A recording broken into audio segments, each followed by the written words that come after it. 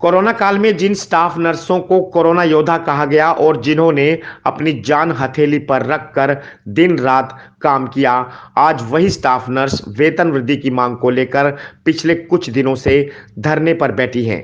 यहां बात हो रही है स्नोली रोड स्थित हैदराबादी अस्पताल की, जहां स्टाफ नर्स अपनी मांगों को लेकर पिछले कुछ दिनों से धरने पर बैठी हैं, लेकिन उनके मुताबिक उनकी मांगों पर विचार करने की बजाय डॉक्टरों और अस्पताल प्रशासन द्वारा उन्हें रोज नई धमकियां दी जा रही हैं। ऐसा है जी, हमने 4 साल से मांग कर रखी है कि इन्होंने हमारा इंक्रीमेंट रोक रखा है। जो पहले वाले बाबूजी थे हमें 20% तक देते थे, 15,000 तक। 15,000 के बाद 10%, 20,000 की सैलरी वाले 5%। ये भी इन्होंने बिल्कुल बंद कर दिया था ये सिस्टम।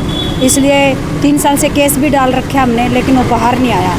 ठीक है, अब मजबूर होकर स्टाफ अपने मांगने गया तो उन्होंने सब स्टाफों को नोटिस दे दे के बाहर निकाल दिया। हम तो पूरा 1 हफ्ता हो गया जी, 1 हफ्ता हो गया।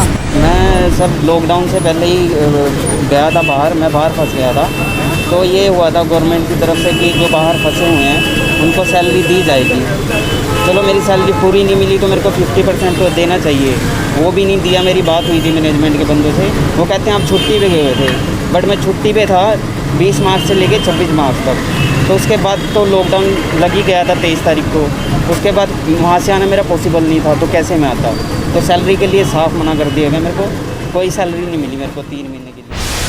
उन्होंने बताया कि कोरोना काल में अपने बच्चों की परवाह किए बिना दिन रात उन्होंने काम किया, लेकिन आज उनकी कोई सुनवाई नहीं कर रहा। वेतन वृद्धि की मांग को लेकर धरने पर बैठी स्टाफ नर्सों ने बताया कि अस्पताल प्रशासन ने उन्हें बाहर निकाल दिया है, जिसके बाद उनकी समस्या और बढ़ गई है। उन्होंने बताया कि उनकी वजह से मरीजों को किसी प्रकार की कोई परेशानी नहीं हो रही, क्योंकि अस्पताल की सारी आपातकालीन सेवाएं जारी हैं। हमारी मांग है ये मैनेजमेंट से, जो हमारी पिछला एग्रीमेंट रुका हुआ है और जो अब लगना है वो हमारे को दिया जाए, और कोई हमारी जो ज़्यादा डिमांड नहीं है। और जो हमारे स्टाफ भाई हैं 10 जने, उनको नोटिस दिया गया, वह भी नोटिस कैंसिल कर दिया जाए। बस यही हमारी मांग है। नोटिस दिया गया तो उनको हॉस्पिटल में नहीं बैठा जाएगा बस, और गेट पे गार्ड लगा दिए जिससे नो एंट्री है उनकी, और कोई मांग नहीं। संजय भाटिया जी के पास गए थे, उन्होंने हमें आश्वासन दिया कि सोमवार तक आप लोगों का सारा जो ये झगड़ा है ये निपट जाएगा।